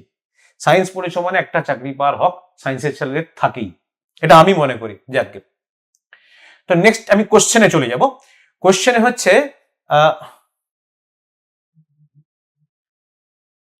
এখানে দেখব যে পেন্ডুলামের গতি একটি সরলরৈখিক গতি, পর্যাবৃত্ত গতি, দোলন, আর ডি অপশন হবে এটা, ডিতে বি ও সি দুটোই আছে। এটা কোন উত্তর হতে পারে? পেন্ডুলামের গতি, পেন্ডুলাম মানে যেটা দোলে, ঘড়িতে এভাবে দোলে, পেন্ডুলামের গতি, সেটা হচ্ছে, এটা হচ্ছে সরলরৈখিক গতি, পর্যাবৃত্ত গতি, দোলন গতি এবং দেখো এটা পর্যাবৃত্ত অ্যাজ ওয়েল অ্যাজ দোলন। হ্যাঁ স্যার, ডি হবে তাই। এটা পর্যাবৃত্ত গতি, ঠিক একইভাবে periodic motion as well as oscillation, দুটো একসঙ্গে। তো স্বাভাবিকভাবে এর উত্তর ডি। একটু কেয়ারফুল হতে হবে, মানে ঠিক তুমি যে উত্তরটা বলেছো সেটা ভুল না, কিন্তু অপশন তো আরো আছে যেটা মোস্ট রাইট সেটা বলতে হবে, সেই জন্য অপশনটা হচ্ছে ডি। ক্লিয়ার?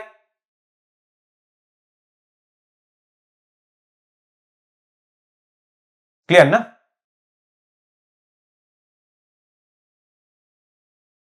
হ্যাঁ, নেক্সট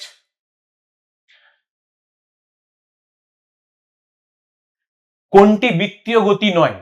গ্লোবের মধ্যে বাইক, মিউজিক্যাল চেয়ারের প্রতিযোগী, সূর্যের চারিদিকে পৃথিবী, সাইকেলের চাকা, এদের মধ্যে কোনটা বৃত্তীয় গতি নয়? গ্লোবের ভেতরে বাইক মানে সার্কাসে যে গ্লোবের ভেতরে যারা বাইক চালায় তারা, আর মিউজিক্যাল চেয়ার প্রতিযোগিতার প্রতিযোগী, সাইকেলের চাকা। হ্যাঁ, সাইকেলের চাকা, ভেরি গুড, ডি। কেন ডি বলছো সাইকেলের চাকা? সাইকেলের চাকা অ্যাকচুয়ালি ঘূর্ণন, তার সঙ্গে সঙ্গে মিশ্র গতি হতে পারে, কারণ ঘুরতে ঘুরতে ঘুরতে ঘুরতে এগিয়ে যায়, সেই জন্য মিশ্র গতি হতে পারে, ঘূর্ণন হতে পারে, কিন্তু এটা বৃত্তীয় গতি নয়। উত্তর হচ্ছে সাইকেলের চাকা। Analytical question. বিটটা একবার ভেবে দেখুন, এই সরি সিটটা। সিটটা সূর্যের চারিদিকে পৃথিবী, সূর্যের চারিদিকে পৃথিবী তো বৃত্তীয় গতি। পৃথিবী তো নিজের চারদিকে নিজেকেও ঘুরছে। হ্যাঁ, পৃথিবী নিজের দিকে ঘুরছে, কিন্তু সেই গতিটা তো এখানে উল্লেখ নেই, উল্লেখ আছে সূর্যের চারিদিকে পৃথিবী। যদি বলতো পৃথিবী নিজের চারিদিকে পৃথিবী, তাহলে সেটাকে তুমি বলতে এটা ঘূর্ণন গতি, বৃত্তীয় গতি না। কিন্তু সূর্যের চারিদিকে পৃথিবীর গতিটা, এটা বৃত্তীয় গতি, তাই না? ঠিক আছে। ঠিক আছে, তো নেক্সট বক্তব্য 1, সরণ সর্বদা অতিক্রান্ত দূরত্বের থেকে ছোট। আর বক্তব্য 2, সরণ ভেক্টর রাশি, অতিক্রান্ত দূরত্ব স্কেলার রাশি। এখানে বলছে 1 নম্বর ঠিক, 2 নম্বর ঠিক, দুটিই ঠিক, দুটিই ভুল। একটু অ্যানালিটিক্যালি কোশ্চেন ঠিক, এবং খুব মাইনিউটলি ভাবতে হবে, কারণ এটা বলেছি সায়েন্স, স্পেসিফিক্যালি তোমাকে চিন্তা করতে হবে। এটা লিখছো তোমরা দুটি ঠিক, হ্যাঁ স্যার দুটোই ঠিক। কিন্তু আমার মনে হয় যে না, বক্তব্য 1টা ঠিক না। সরণ সর্বদা অতিক্রান্ত দূরত্বের থেকে ছোট না, কখনো কখনো সমান হয়। সর্বদা মানে সব সময়, হ্যাঁ সব সর্বদা মানে সব সময়, সব সময় তো ছোট না, কখনো কখনো সময় সমানও হতে পারে। তাই এক্ষেত্রে দুটি ঠিক উত্তরটা করা যাবে না, 2 নম্বরটা ঠিক, এটা করতে হবে। ঠিক আছে, একটু খেয়াল করতে হবে, নাহলে ভুল হয়ে যাওয়ার চান্স অনেক থাকে, খুব কাছাকাছি উত্তর থাকে, ভুল হয়ে যাওয়ার চান্স থাকে। তো নেক্সট, লেখচিত্র নির্দেশিত একটা লেখচিত্র দেয়া আছে এখানে। এই বস্তুটি সমবেগে গতিশীল, সমত্বরণে গতিশীল, বস্তুটি স্থির, বস্তুটি সমমন্দনে গতিশীল। এই যে গ্রাফটা দেয়া আছে পাশে, ডিস্টেন্স টাইম গ্রাফ একটা দেয়া আছে। ডিস্টেন্স টাইম মানে হচ্ছে অতিক্রান্ত দূরত্ব, সময় একটা দেয়া আছে। এটার মানেটা কি আছে? সমবেগে গতিশীল, সমত্বরণে গতিশীল, বস্তুটি স্থির, আর বস্তুটি সমমন্দনে গতিশীল। উত্তর কি হবে? 4 এর উত্তর হচ্ছে লিখেছো, বস্তুটা স্থিরই হবে, ডিসটেন্স বাড়ছে না তো। ডিসটেন্স বাড়ছে না, সময় চলে যাচ্ছে, ডিসটেন্স যেহেতু বাড়ছে না, এটা স্থির হবে, সঠিক উত্তর। বোর্ডে ঠিকই লিখেছো, ঠিক উত্তর। নেক্সট, একটি বস্তু এ থেকে সি হয়ে বিতে আসে, এ থেকে সি হয়ে বিতে আসে, সরণ 14 মিটার হলে অতিক্রান্ত দূরত্ব কত হবে? একটু কম্পিউটেশন, মানে একটু তোমাকে ক্যালকুলেট করতে হবে। ক্যালকুলেট করে আমাকে বলার চেষ্টা করো যে কিভাবে করবো জিনিসটাকে। এ থেকে সি হয়ে বিতে এসেছে বস্তুটা, বস্তুটা একটা অর্ধবৃত্তাকার পথে চলেছে। উত্তর বলেছো সি। কে বলেছো উত্তর সি? আচ্ছা একটু না স্যার, বি ডি হবে 22। আচ্ছা, উত্তর বলছো যে ডি হবে, কেউ বলছো সি হবে, কেউ বলছো ডি হবে। আমাকে বলো তো হিসাবটা কি লাগিয়েছো এটা করার জন্য? সরণ মানে পাই আর, ভেরি গুড, অর্ধবৃত্ত মানে পাই আর। ঠিক ঠিক, ডি যারা বলছো তাদেরকে আরেকবার বলি। হ্যাঁ, এখান থেকে সরণ হচ্ছে এইটা, এটা হচ্ছে সরণ। যেহেতু এটা অর্ধবৃত্তাকার পথ, তো এখানে রয়েছে কি, এই সাইডে আর রয়েছে, এই সাইডে আর রয়েছে। পেনটা আমি একটু চেঞ্জ করে নেব। এখানটায় আর রয়েছে, এই সাইডে আর রয়েছে, মানে অ্যাকচুয়ালি 2r সমান হচ্ছে 14, আর সমান কত, 14/2 সমান 7। এবারে এই যে পথটা অতিক্রান্ত দূরত্ব হিসাবে, এটা হবে পাই ইন্টু আর, পাই মানে 22/7 ইন্টু 7।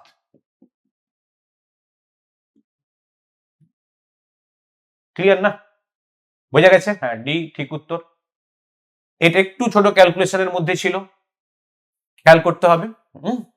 নেক্সট, একটি গাড়ির গতি 54 কিলোমিটার প্রতি ঘন্টা, অন্য একটি গাড়ির গতি 20 মিটার প্রতি সেকেন্ড, কোন গাড়িটা দ্রুততম? তাহলে দেখো, দুটো একককে শুধু ঘোরানো আছে, একটা 54 কিলোমিটার প্রতি ঘন্টা আর একটা মিটার পার সেকেন্ড। দুটোকে একই ইউনিটে নিয়ে চলে এলে আমার ঝামেলা মিটে যাবে। এই ইউনিট চেঞ্জের ব্যাপারটা আমাদের কাছে গুরুত্বপূর্ণ। অনেক জায়গাতে ইউনিট চেঞ্জের কোশ্চেন থাকে। ইউনিট চেঞ্জ করার জন্য একদম সিম্পল, সারা জীবন পরবর্তীকালে বাচ্চাদেরকে পড়াবে তোমরা, আর বাচ্চাদেরকেও শেখাবে। আমি বলবো যে এভাবে শেখালে বাচ্চাও ঠিক শিখবে, কোনোদিন ভুল হবে না। 54 কিলোমিটার প্রতি ঘন্টা মানে হচ্ছে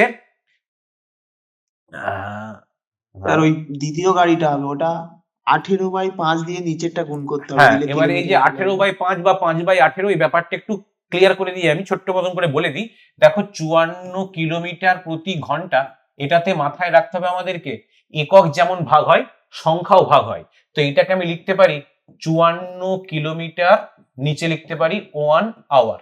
তাহলে কি হবে, 54/1, উত্তর হচ্ছে 54 কিলোমিটার বাই ঘন্টা। ঠিক আছে, এখন কিলোমিটারকে আমি চেঞ্জ করে মিটার করব, তো গুণ করব 1000 দিয়ে, 5/18 গুণ হবে। আর একে গুণ করব আমি 1 আওয়ারকে গুণ করব 60 দিয়ে, গুণ করলে মিনিট হয়, আবার 60 দিয়ে গুণ করলে সেকেন্ড হয়।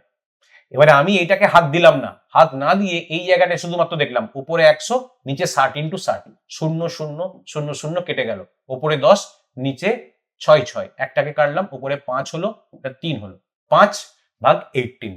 তাহলে 54, এটাকে আমি 5/18 দিয়ে গুণ করলে 15 মিটার প্রতি সেকেন্ড, আর এইটা হচ্ছে 20 মিটার প্রতি সেকেন্ড। সো দ্বিতীয় গাড়িটা বেশি গতি সম্পন্ন, সো দ্বিতীয় উত্তর। তো সহজে এটাকে করা যায়। এই জায়গাতে আমি বলবো যে যে কোনো ধরনের ইউনিট চেঞ্জ, এরকম ডিভিশন থাকলে এই রকম রুলে করবে, যে কোনো ধরনের ইউনিট চেঞ্জ। অনেক সময় এই যে গ্রাম প্রতি সিসি, এইটাকে কেজি প্রতি মিটার কিউবে চেঞ্জ করতে বলে, ঠিক একই রুল ব্যবহার করবে। সিসি মানে ঘন সেন্টিমিটার, আর মিটার কিউব মানে ঘন মিটার, একই নিয়মে চেঞ্জ করবে, জীবনে কোনোদিন ভুল হবে না। ঠিক আছে, নেক্সট, কোনটি জাড্ডের পরিমাপ? এটা তো আমরা বলিনি এখন।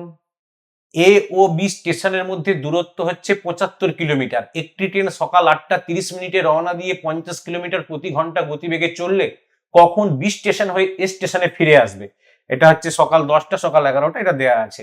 এটা একটা যেমন কোশ্চেন ছিল সেই প্যাটার্নেরই কোশ্চেন, যে এ আর বি দুটো স্টেশনের মধ্যে দূরত্ব 75, তাই তো? উত্তরটা কিরকম হয় বাবা, বলো তো দেখি।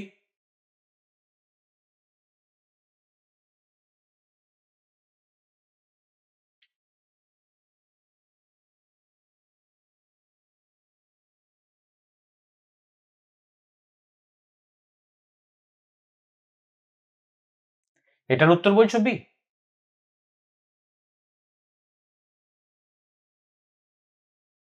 এটার উত্তর বলছো?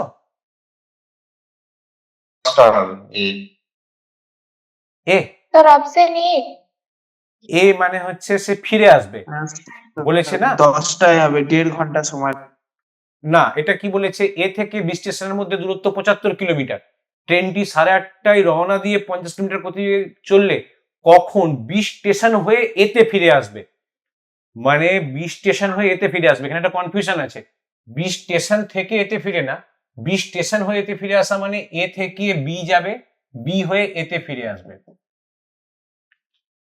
স্যার গতিবেগ তো শূন্য হবে। তাহলে স্যার অপশন সি হবে।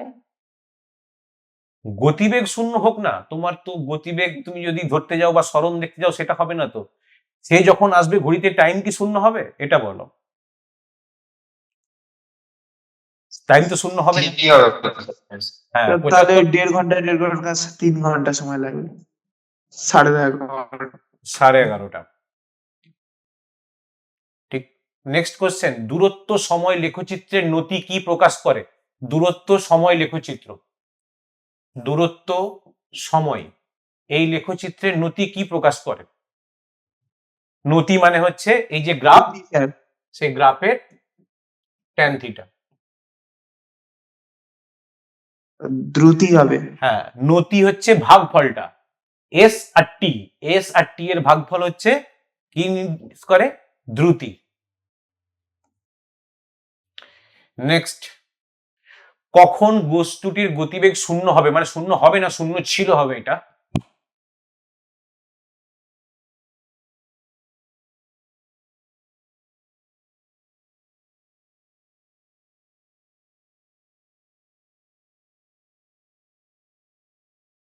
শোনা স্যার যাচ্ছে না শোনা কিছু। যাচ্ছে।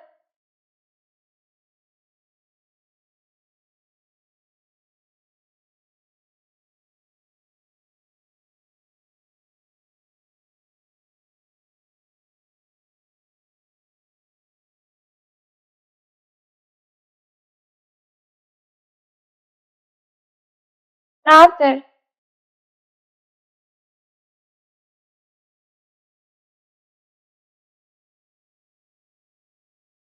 হ্যাঁ স্যার, সাউন্ডের অসুবিধা হচ্ছে আবার।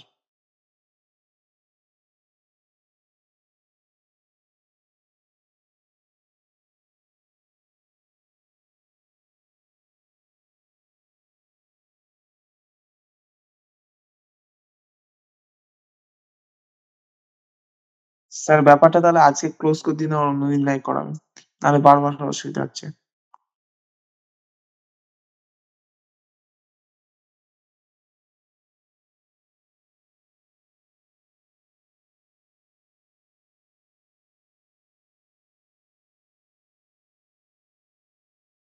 স্যার অপশন বি হবে।